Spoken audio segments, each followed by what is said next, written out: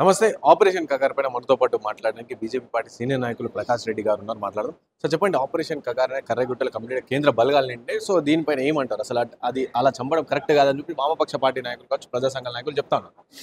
Operation Kagar start అయింది. అంటే operation Kagar ఎప్పుడో స్టార్ట్ అయింది. కర్రెగుట్టల మీద ఆపరేషన్ స్టార్ట్ అయ్యి 12 రోజులు అవుతుంది. ఎవరిని చంపారు ఇప్పటిదాకా? ఎవరు చనిపోయినారా?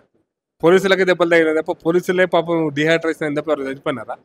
దానికి గగ్గోలెందుకు? అబద్ధపు బూటకపు మాటలను, అబద్ధ ప్రచారాలను చేయడంలో ప్రజా సంఘాల పేరుతో ఉన్నటువంటి సోకాల్డ్ అర్బన్ నక్సల్స్ చేస్తున్నటువంటి ఒక ప్రయత్నం ఇది. కాబట్టి దాన్ని ప్రజలు ఎవరు నమ్ముతలేరు, ప్రజలు ఆలోచిస్తలేరు కూడా. దానికి అసలు ఆ విషయంలో ప్రజల ఉన్నదే మద్దతు ఉన్నదనేది మాత్రం పచ్చబద్ధం. అంటే నిన్న చేసిన బండే సంజయ్ గారు చేసిన వ్యాఖ్యలు కూడా దాన్ని కూడా ఖండిస్తా ఉన్నారు వామపక్ష నాయకులు. అంటే ఏ విధంగా అంటే అసలు మాట్లాడుకోవడం లేవు, అసలు కాల్చడం అని చెప్పి ఈ విధంగా చేసిన వ్యాఖ్యల పైన కూడా వాళ్ళు తప్పు. అసలు బండి సంజయ్ మాటలు ఎక్కడ భారత రాజ్యాంగానికి లోబడే చేసి ఉంటుంది. నీకు నచ్చకపోతే వామపక్షాల పేరు మీద చేస్తున్నటువంటి దేశద్రోహ పనులు అంటున్నా వీళ్ళని. కమ్యూనిస్టులు నాకు తెలిసినంత వరకు ఈ దేశంలో 100 ఏళ్ల కాలంలో ఎప్పుడు దేశం గురించి మాట్లాడలే. ఈ దేశ విభజన కారణమైంది వాళ్ళు. జమ్మూ కాశ్మీర్ ప్రత్యేక దేశంగా ఉండాలని మాట్లాడింది వాళ్ళు. ఇప్పటికి నంబూద్రిపాది లాంటి వాళ్ళు కేరళ ఒక దేశం కావాలనుకున్నారు. అటువంటి దేశద్రోహ పార్టీ గురించి మనం మాట్లాడుకోవడం వేస్ట్. ఈ వామపక్షవాదం పేదరికం పేరుతోటి వామపక్షవాదం మాదం మాట్లాడుతున్నారు. పేదరికంతో వీళ్ళతోటి పేదరికం పరిష్కారం కాదు. ఈ దేశంలో ప్రజాస్వామ్యయుతంగా రాజ్యాంగం ప్రకారం పేదరికం పోతుంది. మీరు భూ సంస్కరణలు కూడా అట్లేగా వచ్చినాయి. వీళ్ళు చెప్తే భూ సంస్కరణలు రాలే.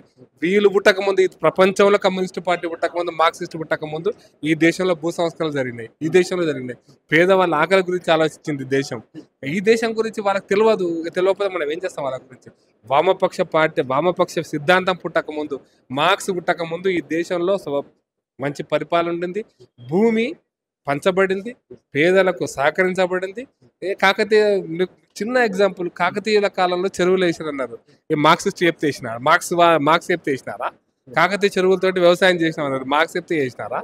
ఇప్పుడు ఇక్కడ కాకతీయుల కాలంలో హాస్పిటల్స్ కట్టించారు. నేను చెప్తున్నా, నేను పిహెచ్డి హిస్టరీగా రుద్రమదేవి కాలంలో ఒక 2 గ్రామాలలో ప్రసూతి ఆరోగ్యశాలకు దానం ఇచ్చినట్టుగా ఇన్స్క్రిప్షన్స్ ఉన్నాయి.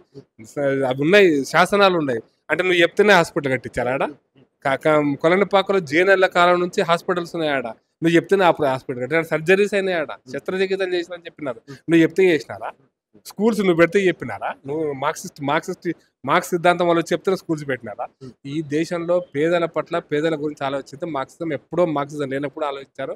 కాబట్టి కగారు గురించి మనం ఆలోచించడం బేస్ట్. కగారు అనేది జరుగుతారు. అంటే ఐదు నక్సలైట్లు, మావోయిస్టులు మన దేశ పౌరులు. సో అలాంటి వాళ్ళని చంపే హక్కు, అధికారం ఎవరు ఇచ్చారు? రాజ్యాంగం లోబడే పనిచేయాలి కదా బీజేపీ పార్టీ కూడా అని చెప్పి. తుపాకీ పట్టుకునే అధికారం వాళ్ళకి ఇయ్యలే కదా. తుపాకీ పట్టుకోవడం నేరం. తుపాకీ పట్టుకొని తుపాకీ గాలిస్తే నువ్వు నేరస్తుడివి. నేరస్తునితో నువ్వు సిద్ధాంతం ఎందుకు? నేరస్తుడే, సిద్ధాంతమే లేదు. కాబట్టి నేరస్తులను కాల్పులు చేస్తే ఎదురు కాల్పులు ఉంటాయి. కాల్పులు లేకుంటే ఎదురు కాల్పులు ఉండవు. కాబట్టి కాల్చకండి, ఎదురు కాల్పులు ఉండవు. ప్రజా జీవితంలోకి రండి, ప్రజాస్వామ్యయుతంగా మీరు ఎన్నికలకు రండి. మిమ్మల్ని గౌరవిస్తారు. ఇప్పుడు చాలా మంది వచ్చారు కదా, జంపన లాంటి వాళ్ళు చాలా మంది ఉన్నారు కదా. వాళ్ళందరికీ వాళ్ళని చంపుతున్నారు. వాళ్ళని ఎవరన్నా మంచి గౌరవం ఉంది సమాజంలో. మిమ్మల్ని ఎక్కడ వెళ్ళంటే సమాజంలో గౌరవం ఉంది. కాబట్టి ఆ గౌరవం ఉంటుందని చెప్పారు.